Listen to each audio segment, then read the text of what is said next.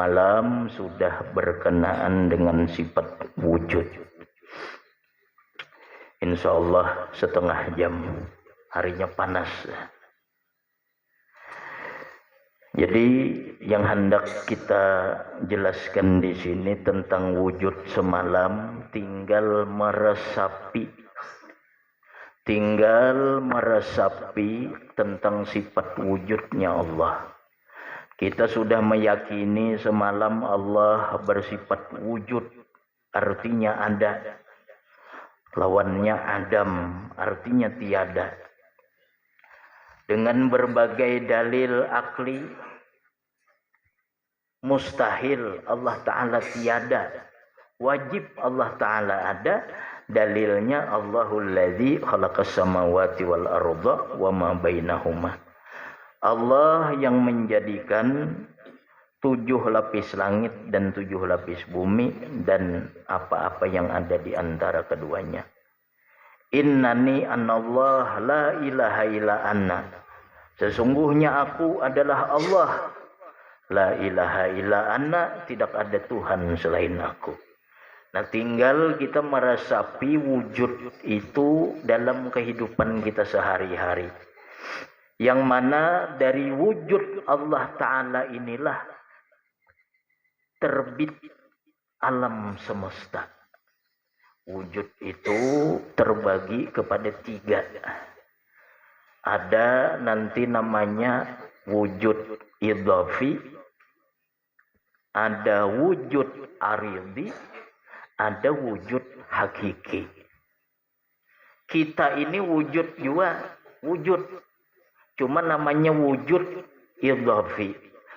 Wujud yang berhajat kepada orang lain. Wujud idhafi namanya. Wujud yang berhajat kepada orang lain. Kita ada karena ada abah kita. Abah kita ada karena ada kakek kita. Nah, itu namanya wujud idhafi. Ada wujud aridhi. Wujud aridhi. Seperti wujudnya langit. Wujudnya langit. Kada ada nama ulah manusia, kada ada nama ulah langit. Nah, ini wujud namun berhajat kepada sang pencipta, yaitu Allah. Jadi langit, bumi ada, itu wujud, tapi wujud aridhi namanya. Dan kita ada, kita ini wujud idhafi, wujud yang berhajat kepada orang lain. Dan orang lain itu berhajat kepada orang lain lagi. Dan berhajat kepada yang mencipta. Adapun wujud yang hakiki adalah Allah Subhanahu wa Ta'ala. Allah berfirman di dalam hadis qudsi, kuntu kanzan makhfiyan. Aku adalah perbendaharaan yang tersembunyi. Allah masih sendirian waktu itu di masa azali. Allah sendirian. Fa khalaqtul khalqa fa ahbabtu an urafa, maka aku cinta, aku senang bahwa aku dikenali. Jadi Tuhan hendak dirinya itu dikenali. Fa khalaqtul khalqa, maka diciptakan Allah lah makhluk. Nah, jadi kenapa Allah menciptakan makhluk? Karena Allah hendak dirinya itu dikenali. Fabi arafuni, maka denganku mereka mengenal aku, ujar Tuhan. Nah, jadi Allah asalnya menciptakan makhluk itu karena hendak dikenali. Nah, Allah menciptakan makhluk yang pertama yaitu nur Nabi kita Muhammad sallallahu alaihi wasallam. Nah, di dalam hadis Sayyidina Jabir radhiyallahu anhu bertanya kepada Nabi, wahai Rasulullah, bi abi wa ummi, demi ayah dan ibuku, akhbirni an awali syai'in khalaqahu Allahu qablal asya. Habarkan kepadaku wahai Rasulullah, an awali syai'in, daripada awal-awal sesuatu, khalaqahullah qablal asya, yang Allah ciptakan itu sesuatu sebelum sesuatu. Maksudnya apa? Wahai Rasulullah, ujar Jabir, ceritakan kepadaku apa makhluk yang pertama yang diciptakan Allah sebelum sesuatu. Lalu Nabi menjawab, Innallah khalaqa qablal asya nuran nabiyyika Muhammadin sallallahu alaihi wasallam min nuri. Sesungguhnya Allah menciptakan awal-awal sebelum sesuatu adalah nur Nabi engkau Muhammad sallallahu alaihi wasallam. Min nurih, dari nur Allah Ta'ala. Dari nur sifat. Wa minhu tafara'al wujud khalqan ba'da khalqin bima hadasa wa mataqadam, dan dari nur tersebut terpancar ciptaan yang lain, baik yang terdahulu maupun yang akan datang. Jadi makhluk yang ada seluruhnya di alam semesta itu terpancar dari nur Nabi Sallallahu Alaihi Wasallam, yang mana itu dari nur sifatnya Allah Subhanahu wa Ta'ala. Jadi seluruh alam semesta tidak sunyi awalnya dari wujudnya Allah Subhanahu wa Ta'ala. Makanya semalam zarrah yang paling kecil di muka bumi sekalipun itu tidak sunyi daripada wujud Allah. Al-wujud fil mawjudat sairatun hatta zarratun la takhlu an zalikal wujud. Wujud Allah pada sekalian alam sairatun seluruhnya.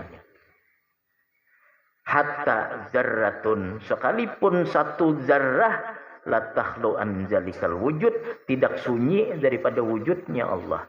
Jadi zarrah itu tidak bisa bergerak, tidak bisa berdiam, tidak bisa ini, tidak bisa itu, melainkan dengan Allah. Sesuai hadis Nabi, la tataharraku zarratun illa biiznillah. Tidak bergerak suatu zarrah pun kecuali dengan izin Allah. Di belakang kedengaranlah. Tidak bergerak suatu zarrah pun kecuali dengan izin Allah. Jadi wujud Allah mempengaruhi seluruh alam semesta. Karena dari wujudnya Allah terjadi wujud aridhi, wujud idhafi seperti kita. Dan gerak-gerik kita, gerak diamnya kita juga diatur oleh Allah. Wallahu khalaqakum wa ma ta'malun. Allah yang menjadikan kamu dan Allah yang menjadikan perbuatan kamu. Tidak bergerak suatu zarrah pun kecuali dengan izin Allah. Nah dari itu maka hilanglah syirik ketika kita beribadah. Sesudah kita mengiktikadkan demikian, hilanglah ujub dalam ibadah. Hilanglah takabur, sombong, sum'ah dalam ibadah. Selama kita masih menganggap kita yang memiliki daya dan upaya, maka kita akan syirik. Ibadah kita terdinding dari Allah. Para ulama mengatakan, man amila amalan walam yajhad annallah waffaqahu lidzalik, barang siapa beramal suatu amalan walam yashhad annallah waffaqahu lidzalikal amal, dan dia tidak menyaksikan Allah yang memberi taufik pada ketika dia beramal itu, Bal min nafsihi, bahkan dia memandang amal itu dari diri sendiri, fahuwa mu'jib li nafsihi, fahuwa mu'jibun bi amalihi, maka orang itu ujub dengan amalnya. Barang siapa beramal dengan satu amal, kemudian dia tidak menyaksikan Allah yang memberi taufik dengan amal itu, bahkan dia melihat dirinya yang beramal, maka orang ini ujub dengan amal. Ujub. Kenapa? Kada menyaksikan bahwa Allah yang memberi taufik sehingga dia bisa beramal. Kenapa? Karena kada merasa kehadiran wujudnya Allah pada dirinya. Kalau seseorang meresapi wujudnya Allah pada setiap geraknya, pada setiap diamnya, pada setiap hatarnya, pada setiap hatinya, maka tidak akan ada lagi dia memandang amal pada dirinya, melainkan Allah yang memberi taufik ketika beramal, melainkan Allah yang memberi daya dan upaya ketika beramal, bukan dirinya. Jadi barang siapa beramal tapi tidak menyaksikan Allah yang memberi taufik pada amalnya itu, bahkan dia melihat dirinya yang beramal, orang ini mu'jibun bi amali. Orang ini ujub dengan amal. Arti ujub apa? Dosa besar. Ujub itu ru'yatun nafsi bi aini ta'zim. Melihat diri dengan pandangan kebesaran, melihat diri nang bisa beramal, melihat diri nang mulia, melihat diri nang memiliki daya dan upaya, itu ujub. Maka orang semacam ini ibadahnya terdinding dari Allah, kada diterima oleh Allah. Wa man amila amalan, dan barang siapa beramal suatu amal, wa tamada alaih, dan dia berpegang dengan itu amal. Amal tadi sesudah dia lakukan kemudian dia pegangi. Arti dia pegangi apa? Amal ini yang dia anggap mendekatkan diri kepada Allah. Amal ini nang memasukkan dia ke surga. Amal ini nang menyelamatkan dia dari neraka. Sesudah dia beramal, kemudian dia berpegang kepada amal, bahwa mudillun Allah, maka orang ini idlal, orang ini merasa berjasa dengan Allah.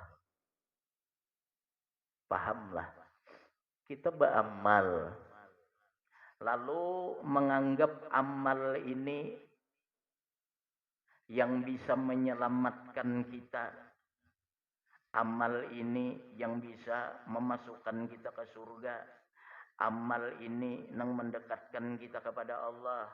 Kita berpegang kepada amal, maka orang ini mudil Allah, merasa berjasa dengan Allah. Seharusnya bila beramal, menurut kita harus dimasukkan ke surga. Seharusnya ketika kita beramal, doa kita dikabulkan Allah. Seharusnya bila kita beramal, dosa kita diampuni Allah. Seharusnya bila kita beramal, kita dekat dengan Allah. Walhasil kita berpegang dengan itu amal, maka kita merasa berjasa dengan Allah. Dan merasa berjasa dengan Allah ini dosa besar. Bal'am bin Ba'ura, seorang wali Allah yang dicabut kewaliannya gara-gara idlal. Bal'am bin Ba'ura ini di mana dia duduk dahulunya, di situ bisa melihat aras. Di antara karamah Bal'am bin Ba'ura, Setiap dia berdoa dikabulkan oleh Allah karena dia memiliki Ismullah Al-A'zam. Bal'am bin Ba'ura ini memiliki Ismul A'zam. Dan dia memiliki murid 12.000 dan 12.000 muridnya semua bisa terbang. Semua muridnya wali. Tapi Bal'am bin Ba'ura idlal kepada Allah. Maka dicabut kewaliannya. Sehingga Bal'am bin Ba'ura mati dalam keadaan su'ul khatimah. Gara-garanya idlal. Allah mengangkat Nabi Musa menjadi nabi. Bal'am bin Ba'ura ini mengadu kepada Allah. Ujar Bal'am bin Ba'ura, ya Allah, aku memiliki murid banyak. Aku membawa orang untuk beribadah kepada engkau. Muridnya 12.000 jadi wali semuaan. Ujar Bal'am bin Ba'ura, kenapa kada aku yang diangkat jadi nabi? Kenapa Nabi Musa? Nah, jadi Bal'am bin Ba'ura ini penyakitnya merasa berjasa kepada Allah. Akhirnya dicabut oleh Allah kewaliannya. Sehingga mati su'ul khatimah. Nah, termasuk idlal orang yang berpegang kepada amal. Itu idlal. Bal'am bin Ba'ura nang sudah jadi wali, idlal diangkat Allah, dicabut Allah kewaliannya. Apalagi nang kada wali merasa berjasa. Misal merasa berjasa itu, idlal ini merasa berjasa dan merasa memiliki kedudukan di sisi Allah. Itu idlal. Misalnya beramal, berdoa sekian tahun sudah berdoa, lalu protes, ya Allah, kenapa aku kada dikabulkan doa? Padahal aku sembahyang malam sudah, sembahyang duha sudah, kenapa rezekiku kada luas juga? Seolah-olah Allah wajib memberikan kita rezeki luas. Seolah-olah Allah wajib mengabulkan doa kita. Ya Allah, aku nih setiap malam bangun. Berdoa supaya sugih. Kada sugih-sugih juga. Kenapa wahai Allah? Nah, ini merasa berjasa dengan bangun malamnya. Orang bersedekah ketujuh. Bersedekah. Niatnya supaya sugih. Kada sugih juga. Protes kepada Allah. Ya Allah, kenapa aku kada sugih juga belum bersedekah setiap hari Jumat? Nanti merasa berjasa dengan sedekahnya. Merasa berpegang dengan amalnya tadi. Jadi barang siapa berpegang dengan amal, maka orang itu orang yang idlal terhadap Allah, merasa berjasa dengan Allah. Seharusnya ketika kita beramal, jangan lagi dipandang itu amal. Apabila hendak memandang itu amal, pandanglah amal itu adalah taufik dari Allah dan daya upaya yang diberikan oleh Allah. Sesudah itu jangan lagi diikuti itu amal. Jangan lagi dipegang. Jangan lagi berharap kepada Allah dengan sebab kita beramal. Tanda-tanda orang yang berpegang kepada amal, tandanya nih, perhatikan. Hendak mengetahui orang itu berpegang dengan amal. Min alamatil i'timad alal amal nuqsanur raja inda wujudi zalal. Di antara tanda orang berpegang kepada amal, ini tandanya nuqsanur raja inda wujudi zalal. Dia kurang pengharapan kepada Allah ketika melihat dirinya melakukan kesalahan. Dahulu rajin beribadah, merasa dekat dengan Allah, rame beribadah, merasa dekat dengan Allah, rajin beribadah, merasa dirahmati oleh Allah, senang beribadah. Suatu saat orang ini melakukan maksiat. Suatu saat orang ini melakukan kesalahan. Ketika melakukan kesalahan, orang ini merasa Allah jauh. Merasa dirinya kada disayangi lagi oleh Allah. Merasa dirinya ini kada lagi dikabulkan doa oleh Allah. Merasa dirinya ini jauh dari Allah. Nah, bila inya beramal, inya merasa parak dengan Allah. Bila inya kada melakukan maksiat, dia merasa dekat dengan Allah, merasa dirahmati oleh Allah, merasa disayangi oleh Allah. Bila melakukan maksiat suatu saat, inya merasa jauh dari Allah, merasa Allah kada sayang lagi wan inya. Nah, seolah-olah amal ini membuat dia mendekat kepada Allah, dan dengan sebab tidak beramal, dengan sebab maksiat, membuat dia jauh kepada Allah. Seolah-olah Allah tuh kadang dekat, kadang jauh. Nah, ini orang kada paham dengan Allah. Orang yang berpegang dengan amal, inya kada paham dengan Allah. Inya merasa amal ini mendekatkan dengan Allah, dan tidak beramal menjauhkan dari Allah.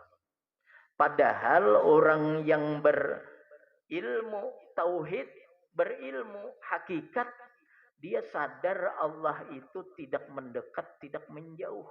Allah itu tetap. Karena yang berubah itu baharu. Sesuatu yang baharu itu yang berubah, kadang dekat, kadang jauh. Nah, jadi amal ini tidak mendekatkan, tidak menjauhkan kita dengan Allah. Bila kita berpegang dengan amal, ya kayak tadi, bila beramal senang, gembira, rasa selamat, rasa disayangi Allah. Suatu saat maksiat, wah kada dirahmati Allah lagi aku ini. Aku ini dimurkai Allah, aku ini jauh dari Allah. Nah, tuh orang berpegang awan amal bila kayak itu. Lihat orang yang berpegang awan amal. Bila inya beramal merasa aman sudah. Misal inya beramal, inya merasa aman. Tapi bila kada beramal baru merasa takut.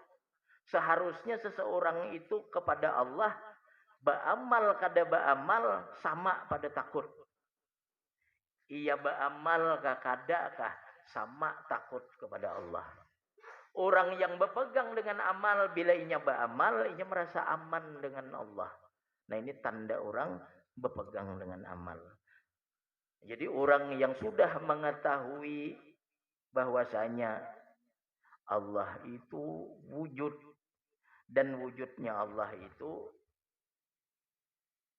laisalahul makan, kada bertempat. Wujudnya Allah itu kada berbentuk. Sesuatu yang tergerak di hati engkau daripada Allah, maka Allah menyalahi dari yang demikian itu. Jadi Allah wujud, tapi wujudnya Allah itu berbeda dengan makhluk. Kada bertempat, kada berbenda, kada seperti kita. Dan alam semesta ini semuanya terbit daripada Allah Subhanahu wa taala. Nah, kalau kita meyakini wujud Allah, maka setiap hari kita kada akan terdinding dari Allah. Setiap melihat sesuatu, ingat bahwa sesuatu itu wujud karena wujudnya Allah. Ingat melihat gerakan-gerakan itu terbit daripada fiil perbuatan Allah. Jadi orang yang beriman dengan Allah, bersifat wujud, dia kada akan lalai lagi dari Allah. Dan dia kada akan berpegang dengan amal karena dia merasa dirinya tidak memiliki daya dan upaya dan sesuatu selain Allah tidak memberi manfaat dan mudarat termasuk amal. Amal termasuk sesuatu selain Allah dan sesuatu selain Allah tidak memberi manfaat dan mudarat. Adapun kita beramal itu perintah Allah. Maka sesudah kita laksanakan, jangan lagi dipandang, jangan lagi dipegang. Kalau kita memegang itu amal, ya mengharap balasan dengan Allah kaina. Mengharap diselamatkan dengan sebab beramal. Mengharap ini, mengharap itu dengan sebab beramal. Akhirnya kada ikhlas. Jadi orang nang beriman dengan Allah bersifat wujud, hendaklah selalu ingat kepada Allah. Memandang sesuatu itu ada, adanya itu disebabkan dengan adanya Allah. Dan tidak berpegang dengan amal, serta tidak terbimbing dengan dirinya daripada Allah ketika beramal. Ketika beramal, dia hendaklah memandang amal itu taufik daripada Allah. Terbit dari daya upaya yang diberikan oleh Allah Subhanahu wa taala. Nah, sampai di situ mudah-mudahan bermanfaat supaya tidak ada lagi syirik di hati ini supaya beramal. Nah, kemudian sifat Allah kidam.